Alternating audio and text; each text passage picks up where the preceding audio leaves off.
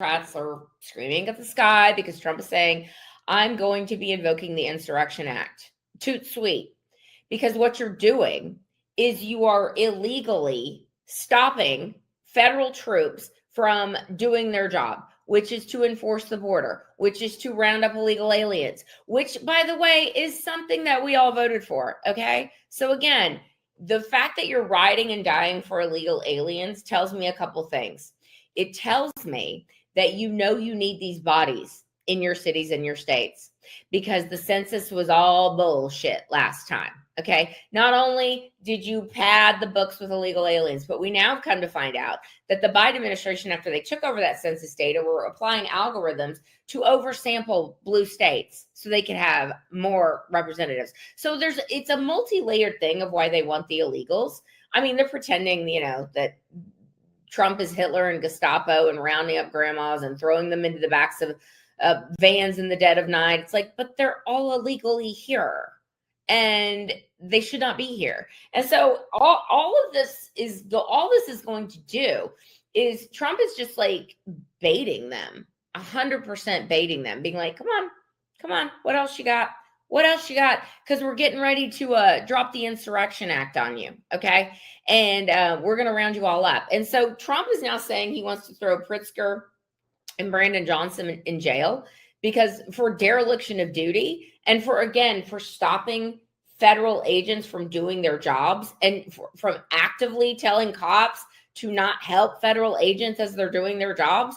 Like, if that's not insurrection-y, I don't know what is. Okay. So this is not going to end well for Democrats. And it's wild when I go on shows like Isiah Factor, whether we're talking about the shutdown or we're talking about this, like the talking points that our opponents will use, it's like they get a list of them, these little words, and they just say them over and over and over again. You'll see. Okay, so on that note, here is this pretty short clip of me and my TV husband, as Isiah calls him, Representative Ron Reynolds.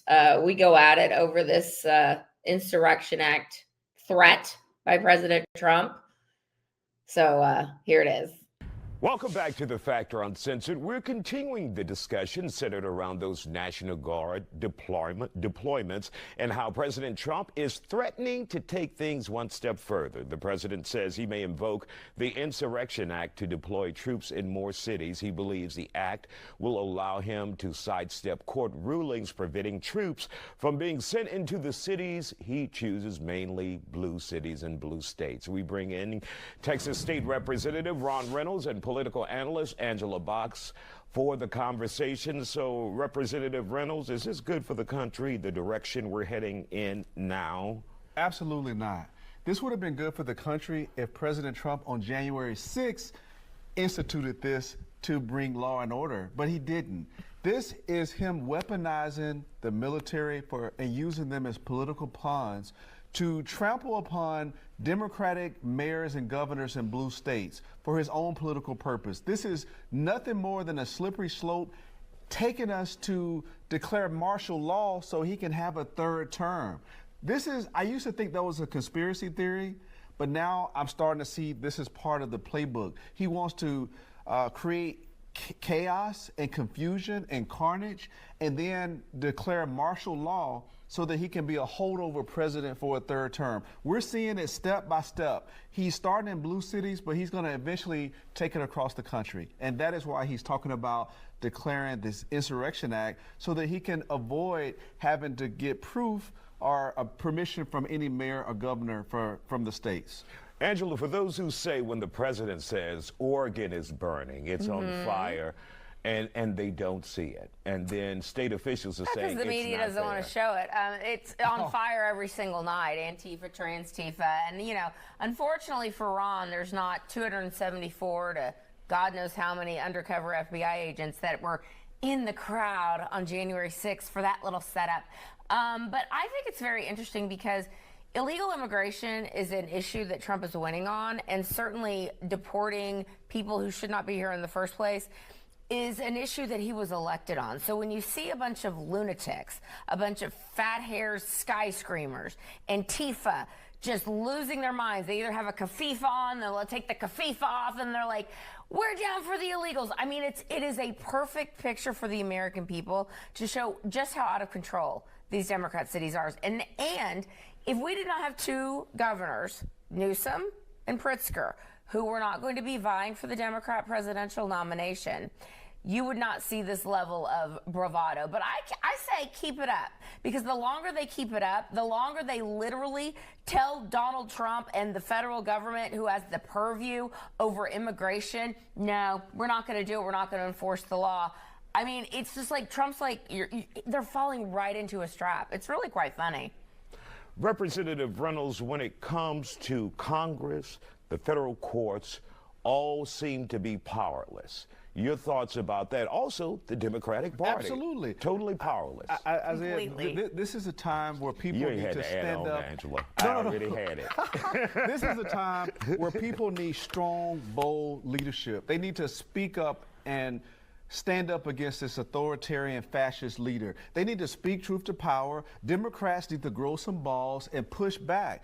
We need the military to say, this is not the kind of oath that I signed up for, where I'm going to be used as a political pawn to rein in on people. Military is trained to combat. But do you think that anyone would really do that in the military? They would be charged. But this is insane, though, Isaiah, because what Trump is doing is absolutely wrong. There is no chaos in the streets. We don't see riots and people out of control. The people that are provoking it are the ICE agents. No, that is false. This is creating a constitutional crisis. There is no law and order from President Trump. He's defying court orders.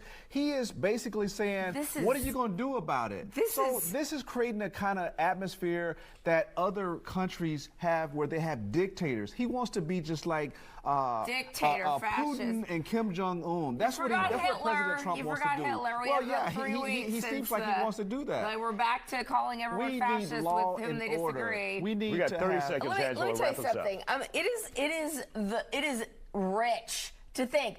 In Chicago, in the Chicago Bloomfield area, in the ICE area in Bloomfield, cops were told to stand down. Told by the governor of Illinois, do not help these ICE officials that are being attacked by trans Tifa and Antifa and the Kafifa-wearing lunatic sky screamers. No, they are walking right into the Insurrection Act trap, and they have no one to blame for themselves. Crime is at an all-time low in Illinois. Oh, my God. In Washington, D.C., crime is down. Yeah, thanks to Trump taking over Washington, D.C. This is political antics. Okay. All right. Thank you guys for joining us.